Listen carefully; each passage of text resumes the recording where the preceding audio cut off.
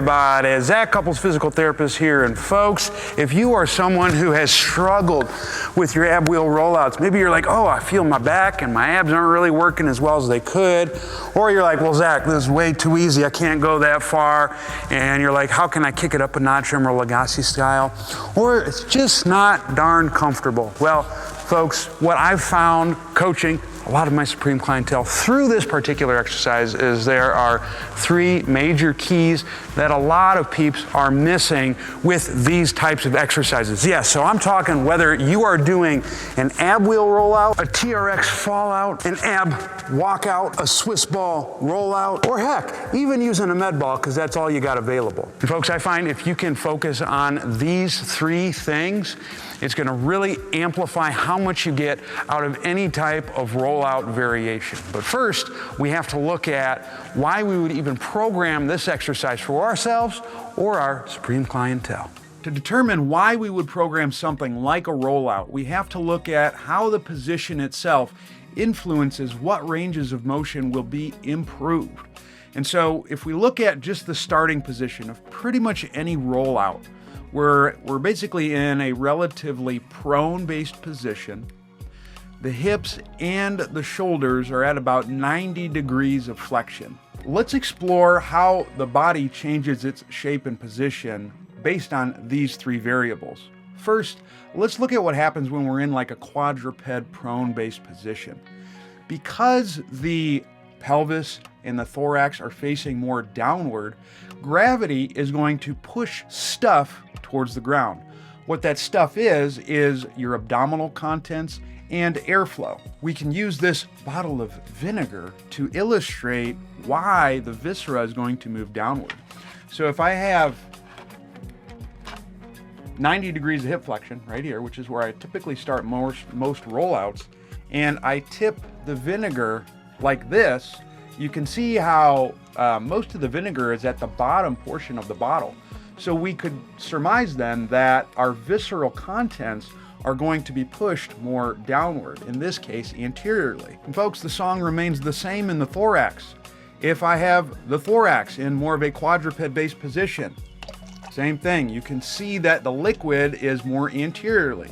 So this is going to promote greater airflow in the anterior portion of the thorax. The greater expansion that I have in the anterior portion of the pelvis and the thorax, the more internal rotation I can create, because anterior expansion of those areas increases internal rotation-based measures. This is increased even further because of the 90 degrees of hip and shoulder flexion that is present in this particular position.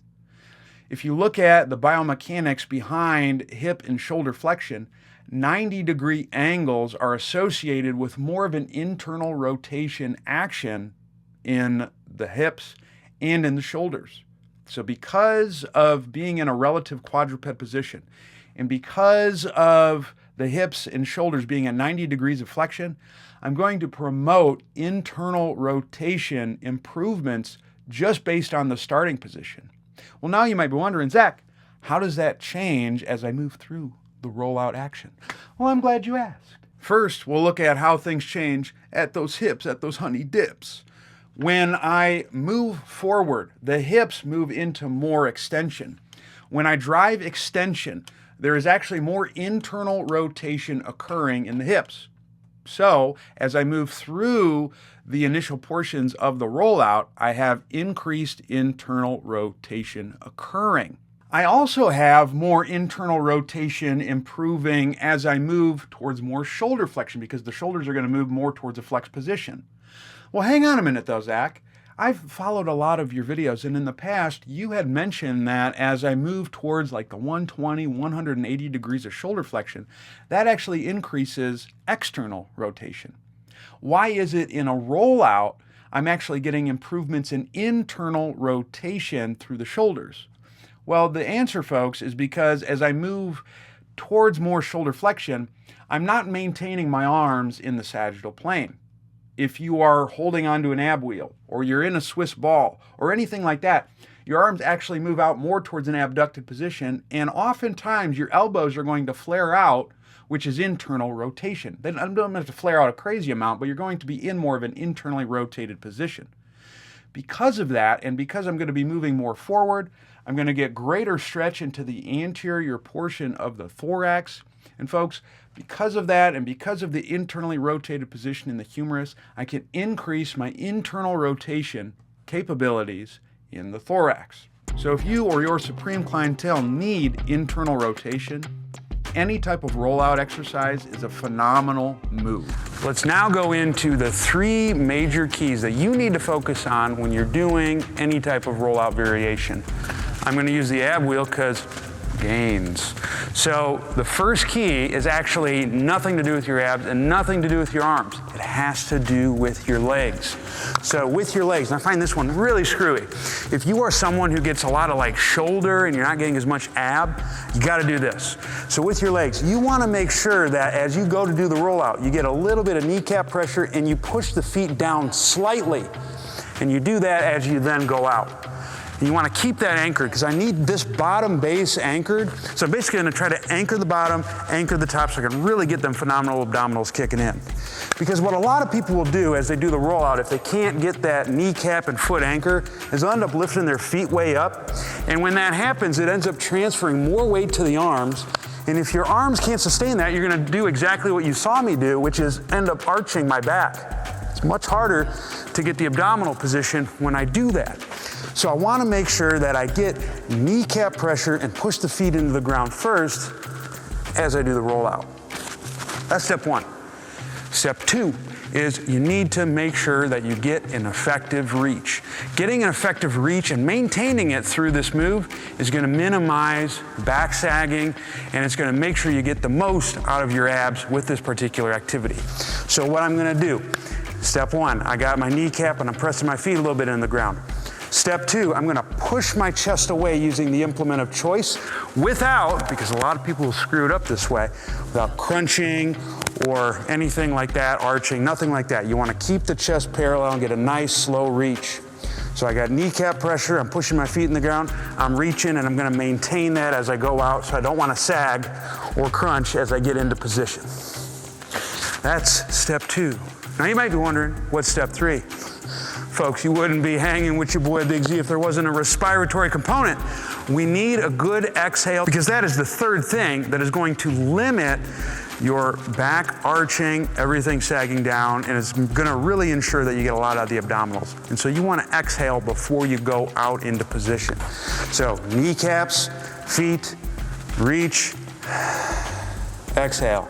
I feel a little bit of ab activity here, and I want to try to maintain whatever tension I got during the exhale as I do the rollout. So I'm going to inhale as I go because I'm getting everything on stretch. I'm generally going to inhale when things are in the eccentric position. Exhale, bring it out, back to the start, making sure you maintain the reach and the pressure through the legs.